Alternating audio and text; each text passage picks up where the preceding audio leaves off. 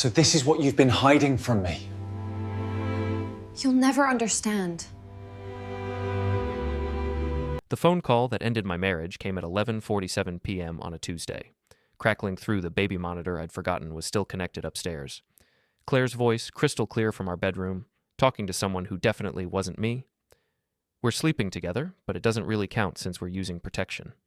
I froze, wrench halfway to the carburetor of the '68 Mustang I'd been rebuilding in our garage. Apparently condoms were the new marital vows. Who knew? Oliver doesn't suspect anything, she continued, and I could hear her moving around, probably pacing like she did when she was nervous. He's always down in that stupid garage anyway. Sometimes I wonder if he loves those cars more than me. Well, Claire, after tonight, the cars were definitely winning. Before we dive deeper into this story, I have one small request.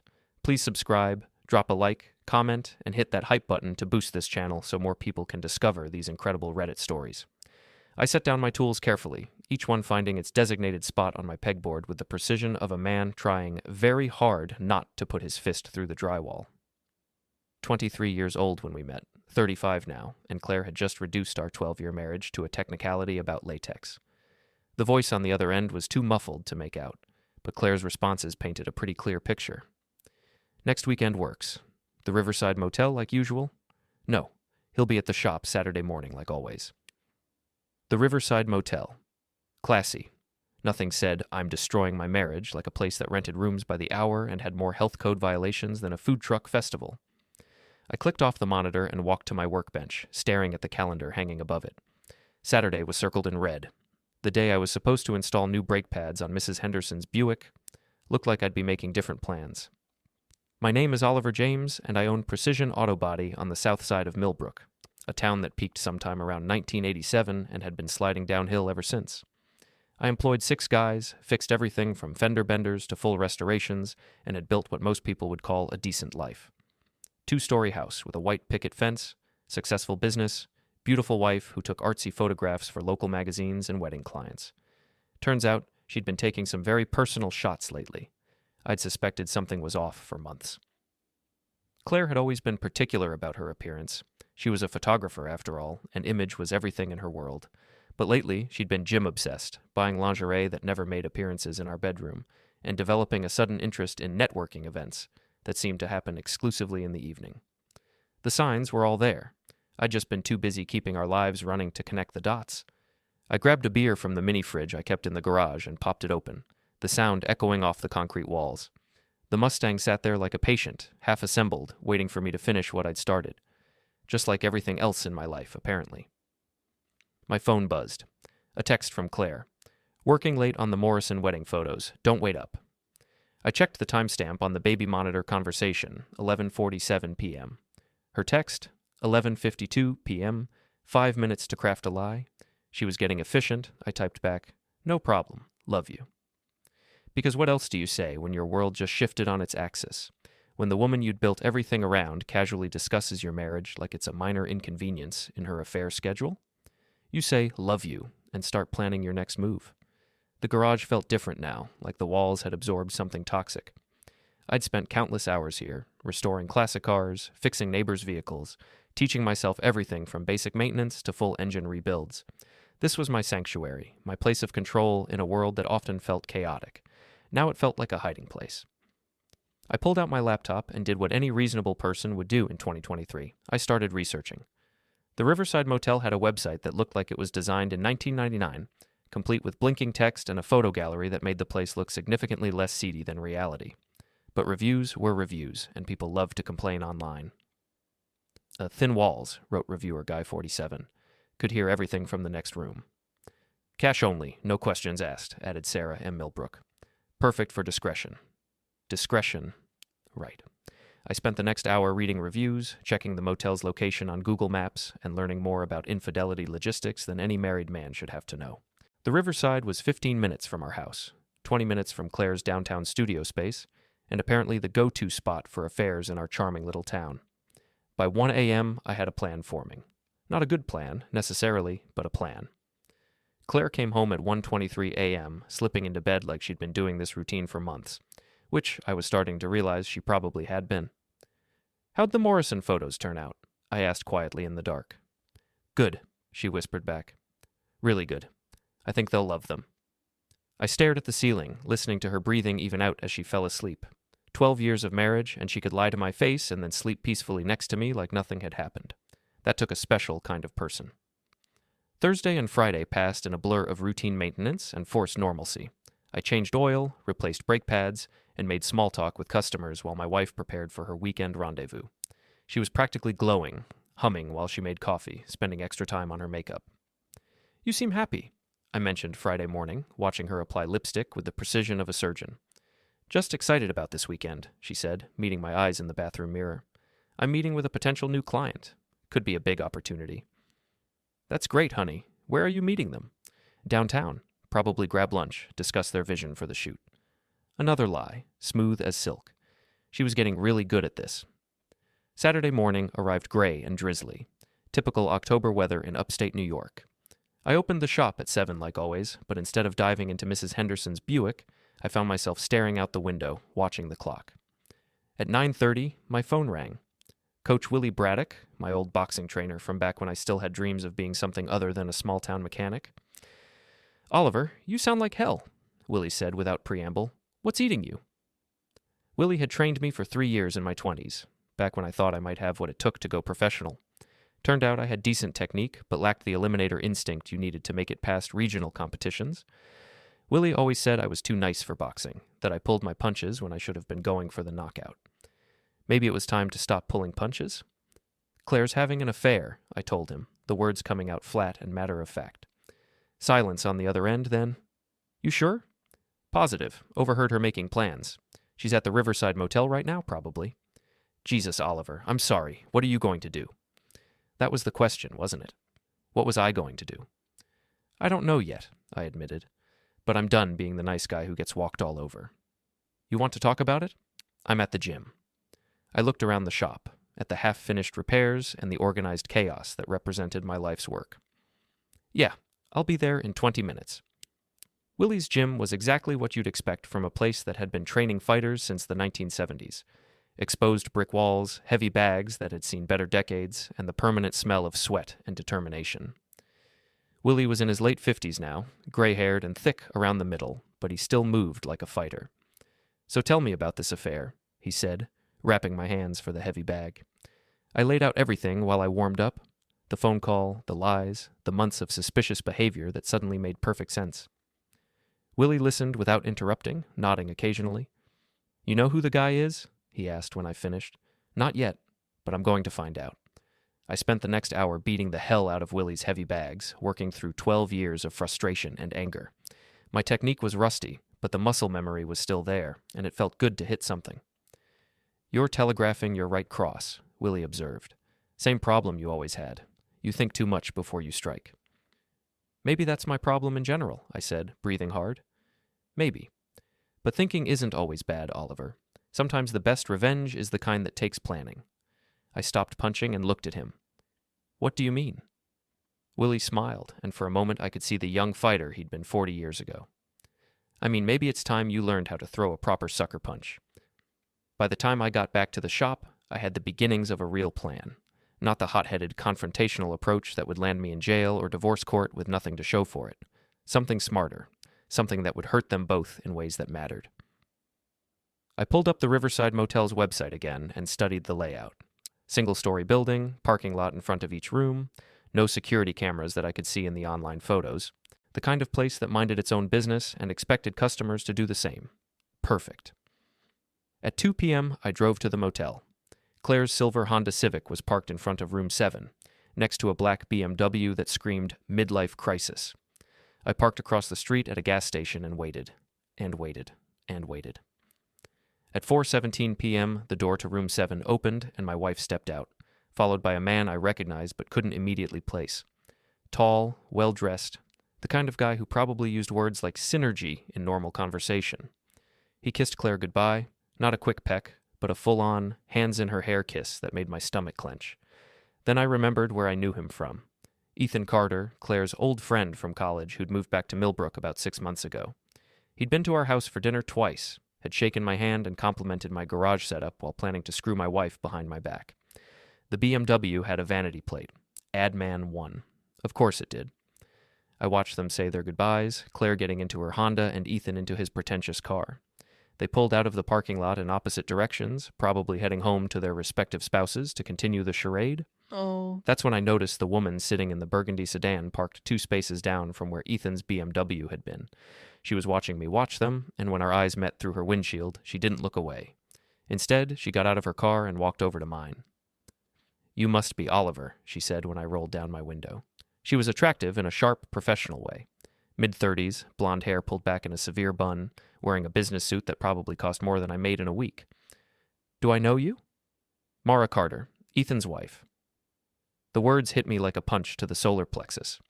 Ethan's wife knew about the affair and was apparently conducting surveillance operations at seedy motels. This was either very good or very bad for my situation. "How long have you known?" I asked. "About 3 months. You?" 3 days. She laughed, but there was no humor in it. "Well, you're handling it better than I did. I threw a vase at his head when I found out." "Did you hit him?" "Unfortunately, no. Ethan's always been good at ducking responsibility."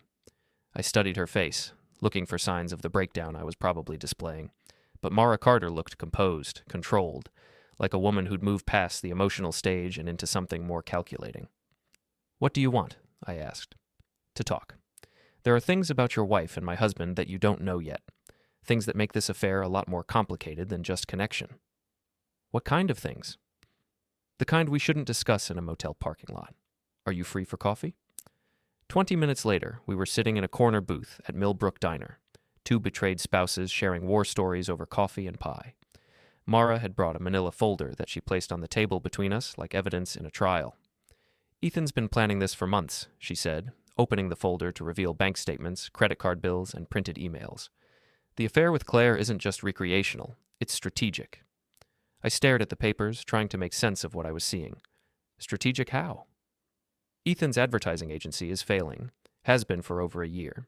He's been hiding the losses from me, taking out loans against our house, maxing out credit cards. We're basically bankrupt, but I only found out by accident when a collection agency called the house." She slid a bank statement across the table. "Look at this." The statement showed regular transfers from an account I didn't recognize to Ethan's personal checking account. $500 here, $1,000 there, always in amounts that might not be immediately noticed. "Whose account is that?" I asked, though I was starting to suspect I knew the answer. "Your wife's business account. Ethan's been convincing her to invest in his agency. Told her they were going to be partners, that he'd help her expand her photography business into commercial advertising work. I felt like I was going to be sick. How much? So far, about $15,000. But that's not the worst part." She pulled out another document, a life insurance policy application with Claire's signature at the bottom. "He convinced her to take out a policy on you, $200,000 with her as the beneficiary, told her it was smart financial planning for a small business owner." The diner suddenly felt too hot, too crowded, too loud. I stared at the insurance application, at my wife's signature authorizing a policy that would pay out a fortune if I happened to die. "When was this filed?" I asked. 2 weeks ago. It's still pending approval." I pushed the papers back across the table, my hands shaking slightly. "Why are you showing me this?" "Because Ethan's not done. He's planning to leave me, take whatever money he can get from Claire, and disappear. But first, he needs to make sure there are no loose ends." "Meaning me?" "Meaning both of us. Ethan's not the kind of man who leaves witnesses to his failures. He's already started spreading rumors about you around town, that your business is struggling, that you've been drinking too much, that you're unstable." I thought about the past few weeks, about customers who'd seemed slightly cooler, friends who'd been less available for our usual weekend activities. I'd attributed it to my own distraction, but maybe there was more to it. "What do you want from me?" I asked. Mara smiled, and for the first time since we'd met, it looked genuine. "I want to help you destroy them both, completely, legally, and I want to make sure they never see it coming." "Why would you help me?" "Because, Oliver, I'm not just angry about the affair. I'm furious about the money, the lies, and the fact that my husband thinks he's smart enough to play everyone around him. Ethan's always underestimated women. It's time someone taught him how expensive that mistake can be." I looked at this woman, this stranger who just offered to help me wage war against our cheating spouses, and realized that maybe Willie was right. Maybe the best revenge was the kind that took planning. "What did you have in mind?" I asked. Mara's smile widened. "First, we gather evidence. Real evidence. Not just photos and suspicions. Then we destroy their reputations, their finances, and their future prospects. By the time we're done with them, they'll wish they'd never met each other. That sounds complicated. The best revenge usually is. But don't worry, Oliver. I'm very good at complicated. We spent the next 2 hours planning what Mara called Operation Cleanup. The name was her idea. She said it sounded like something a small business owner might use for a legitimate project, in case anyone ever saw it written down. The plan was elegant in its simplicity. We would document everything: the affair, the financial fraud, Ethan's business failures, Claire's complicity in the insurance scheme.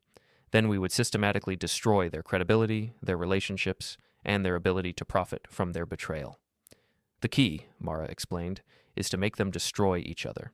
Right now, they think they're partners in crime. We need to make them realize they're actually competitors for the same limited resources. How do we do that?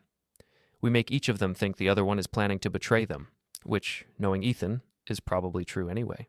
By the time we left the diner, I felt like a different person. The hurt and confusion of the past few days had crystallized into something harder, more focused.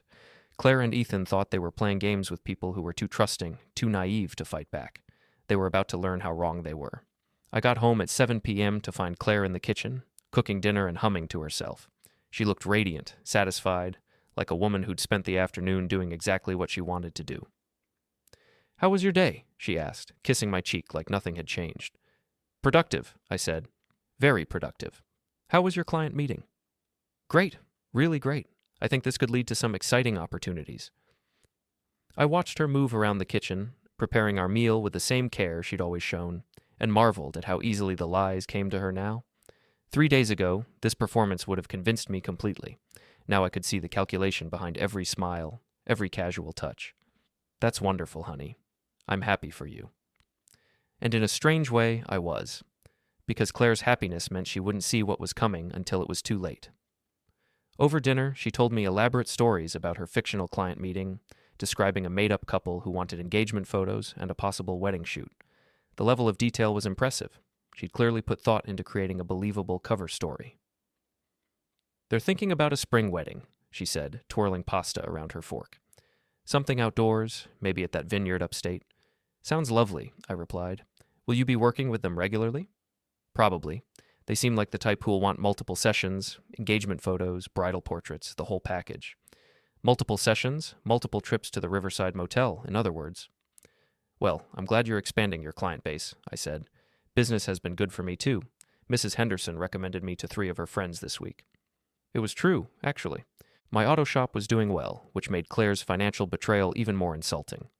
We didn't need Ethan's money or his schemes. We had a good life, a stable income, and a future that could have been built on something real. Instead, Claire had chosen to gamble it all for a man who saw her as a convenient source of funding for his failing business. After dinner, I helped with the dishes while Claire edited photos on her laptop at the kitchen table. I watched her work, noting the care she took with lighting and composition, the artistic eye that had first attracted me to her 12 years ago. She was genuinely talented. That made her betrayal somehow worse. "I'm going to work in the garage for a while," I told her around 9 p.m. "Okay, honey, don't stay up too late."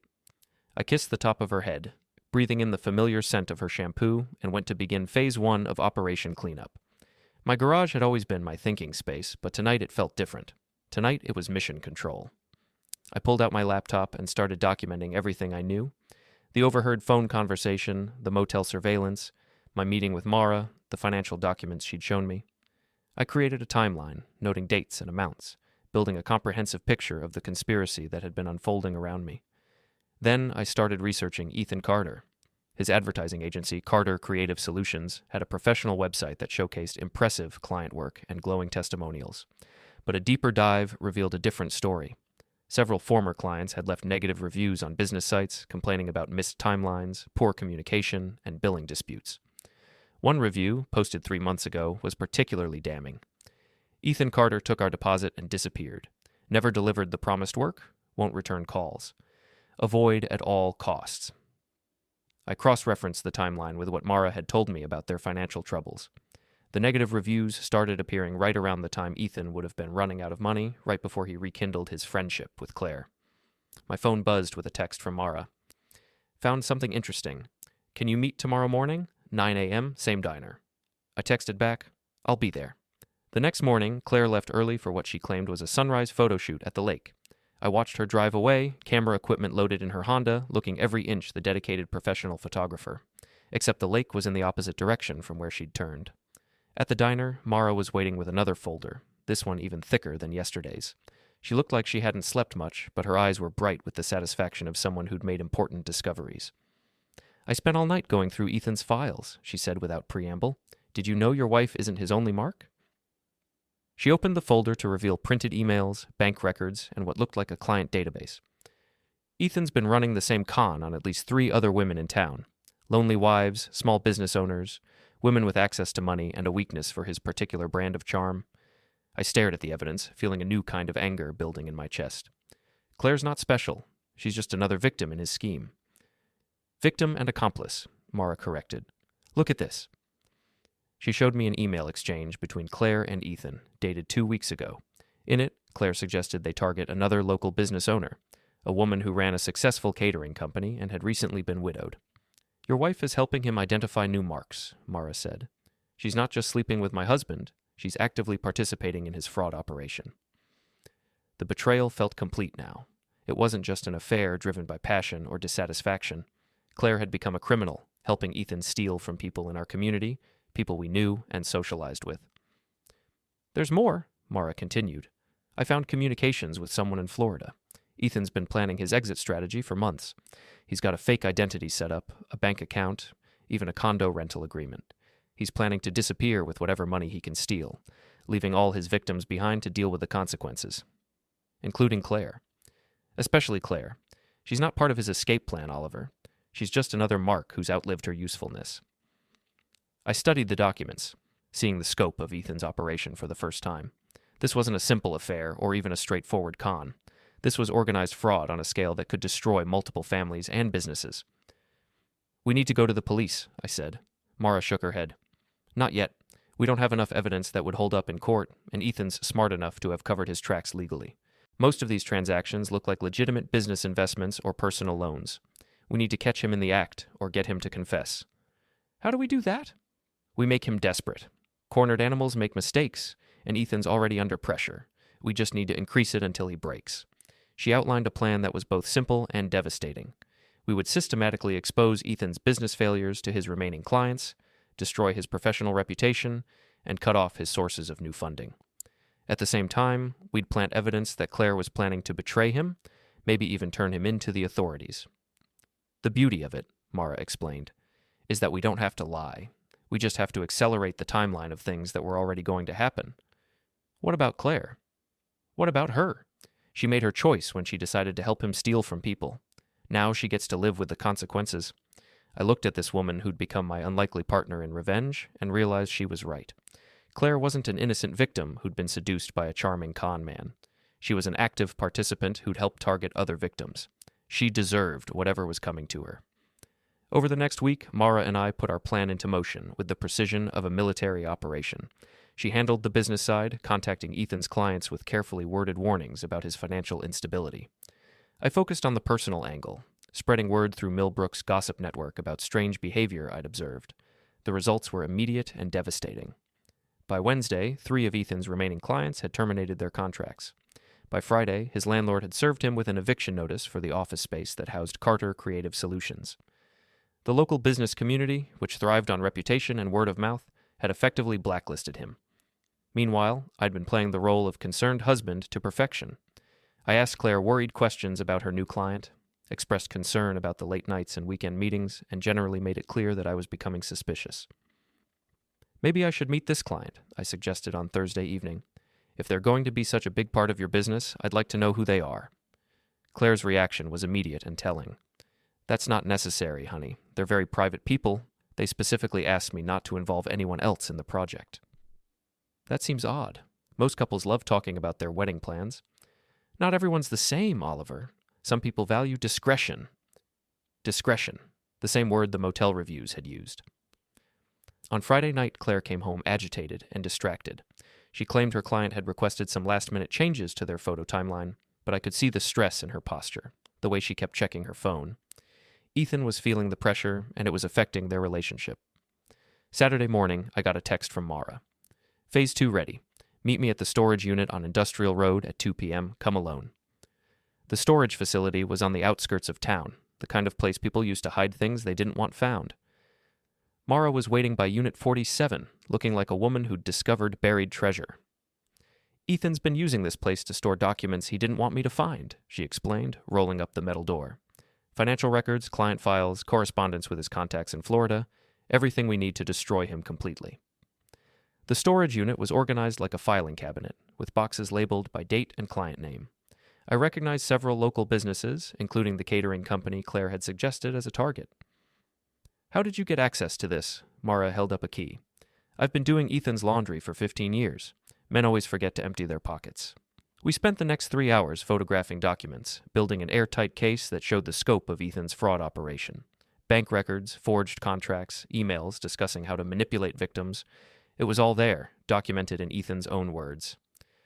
This is enough to put him in prison, I said, looking at a particularly damning email about exploiting lonely housewives with more money than sense. Prison's too easy, Mara replied. I want him to lose everything first. His business, his reputation, his freedom, his future. I want him to understand exactly what it feels like to be betrayed by someone you trust. What about Claire? What about her? She's an adult who made adult choices. She gets to face adult consequences. I looked at evidence of my wife's complicity in targeting other victims and felt the last of my sympathy for her evaporate. Claire hadn't just betrayed our marriage, she'd betrayed our entire community. Okay, I said. What's Phase 2? Phase 2 was psychological warfare. Mara had created fake email accounts and social media profiles that she used to contact Ethan's victims, warning them about his operation and encouraging them to demand their money back. She'd also reached out to his business contacts in Florida, posing as a concerned investor who'd heard troubling rumors about his financial stability. My job was to plant seeds of doubt about Claire's loyalty. On Sunday afternoon, I called Ethan directly. This is Oliver James, I said when he answered. Claire's husband. I think we need to talk. There was a long pause. I'm not sure what you mean. I mean, I know about the affair, and I know about the money. What I don't know is whether you realize that Claire's been talking to a lawyer about turning state's evidence in exchange for immunity. Another pause, longer this time. That's impossible.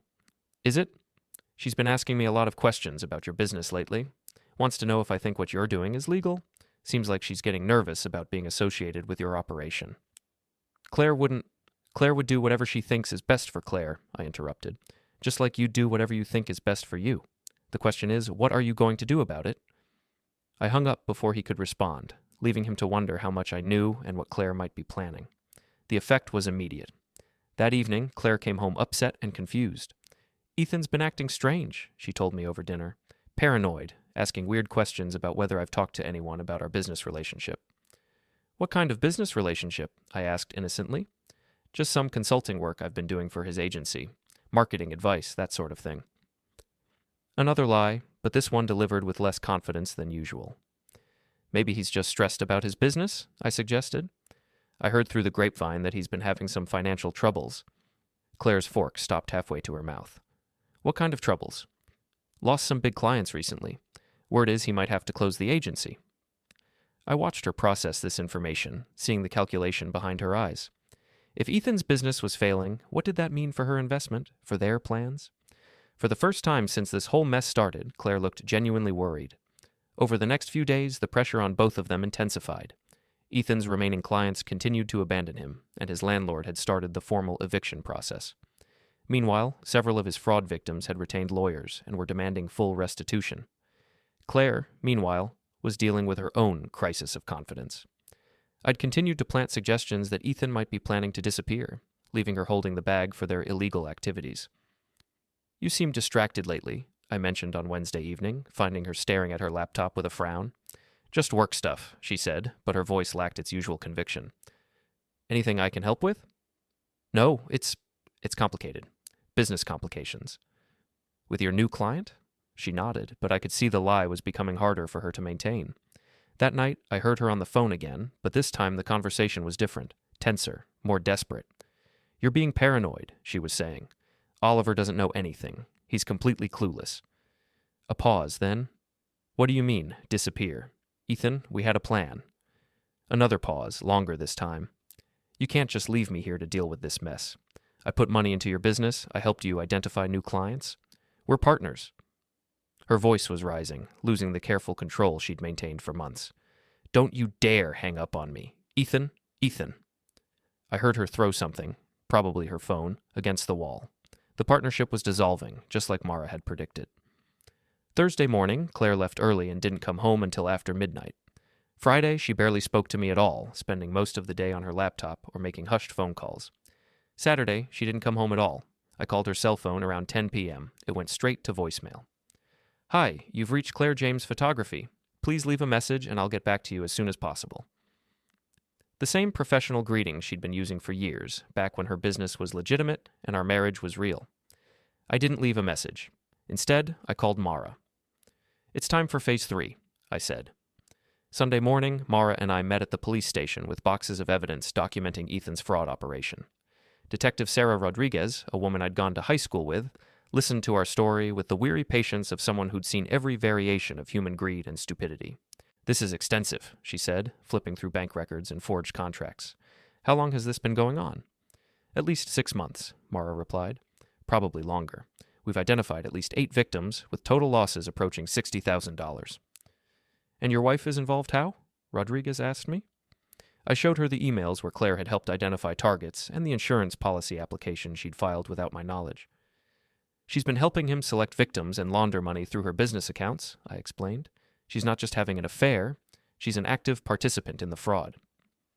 Rodriguez studied the documents for a long time, occasionally making notes or asking clarifying questions. Finally, she looked up at both of us.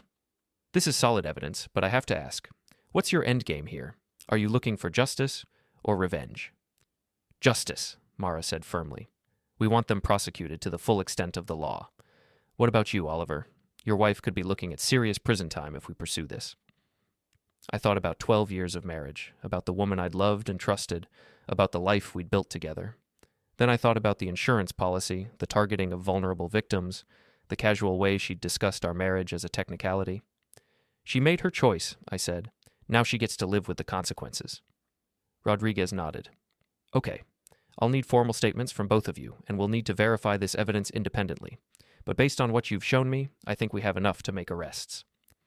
How long will that take? Mara asked. A few days, maybe a week. We'll want to coordinate with the district attorney's office and make sure we have all our ducks in a row before we move. What should we do in the meantime? Nothing. Go home, act normal, don't tip them off that we're investigating. Let them think they're still getting away with it. As we left the police station, Mara turned to me with a satisfied smile. How does it feel? She asked. How does what feel? Winning. I thought about it for a moment. It doesn't feel like winning yet. It feels like the beginning of the end. That's the best kind of winning, she said. The kind where your enemies don't realize they've lost until it's too late to do anything about it. Claire came home Sunday night looking haggard and defeated. She claimed she'd been at a photography workshop in Albany, but she had no materials or certificates to show for it, and her story about the instructors and curriculum was vague and unconvincing. How was the workshop? I asked over a dinner that neither of us seemed interested in eating. Educational, she said. Learned some new techniques. That's great. Maybe you can use them with your new client. She flinched slightly at the mention of her fictional client. Actually, that project might be on hold for a while. They're reconsidering their timeline. That's too bad. I know you were excited about the opportunity. These things happen in business. You have to be flexible. I nodded sympathetically, playing the role of supportive husband while mentally preparing for the conversation we'd be having very soon. Monday and Tuesday passed quietly. Claire spent most of her time in her home office, supposedly editing photos, but I could hear her making phone calls that sounded increasingly desperate. Wednesday morning, Detective Rodriguez called. We're ready to make arrests, she said. Can you come to the station this afternoon to give your final statement? What about Claire? We'll be picking her up at the same time we arrest Carter, probably around 5 p.m. I wanted to give you advance warning so you wouldn't be surprised when we show up at your house. I thanked her and hung up, feeling a strange mixture of satisfaction and sadness. In a few hours, my wife would be under arrest, and our marriage would be officially over. It was time for the final phase of Operation Cleanup. At 4:30 p.m., I was in my garage when I heard cars pulling into our driveway. Through the window, I could see 2 police cruisers and Detective Rodriguez's unmarked sedan. I walked into the house just as Rodriguez knocked on the front door. Oliver, she said when I answered. Is Claire home? She's in her office. Is this about what we discussed?